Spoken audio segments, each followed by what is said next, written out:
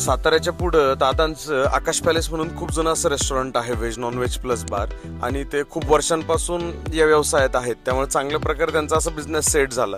पण कालांतराने जवळून फ्लायओव्हर वगैरे गेला, तर त्याच्यामुळे बऱ्याच आता त्यांना अडचणी येतात आहेत. तर मग त्या रिलेटेड आपण कशा प्रकारे मार्केटिंग करू शकतो, कशा प्रकारे नवीन स्टाफ आपण बोलवू शकतो, यामध्ये डिटेलमध्ये आमची चर्चा झाली. आणि बऱ्याच काही गोष्टी तिथं वेगवेगळ्या आपण नवीन करू शकतो. मग त्याबद्दल आपण त्यांना गाईड केलं. तिथूनच ते आता नवीन जागेमध्ये एक असं चांगलं असं स्नॅक सेंटर चालू करायचा प्लॅन करतात. तर मग त्या संदर्भात त्यांनी ती जागा स्वतः आता परचेस केली आणि आता तिथं आपल्याला सगळा प्लॅन वगैरे सगळं आखायचं आहे. तर चांगला असं आपण फूड मॉल टाईपमध्ये आपण बनवायला त्यांना आपण सजेस्ट केलं.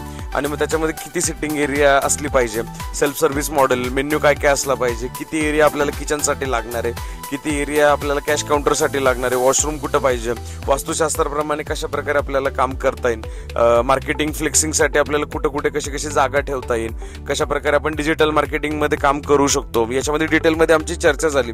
आणि बाकी मग एकंदरीत त्यांचे जे छोटे मोठे प्रश्न होते त्यामध्ये आपण त्यांना गाईड केला आणि त्यांचा निरोप घेतला. भेटूया उद्या. तोपर्यंत लाईक करा, फॉलो करा, शेअर करायला विसरू नका. Stay tune.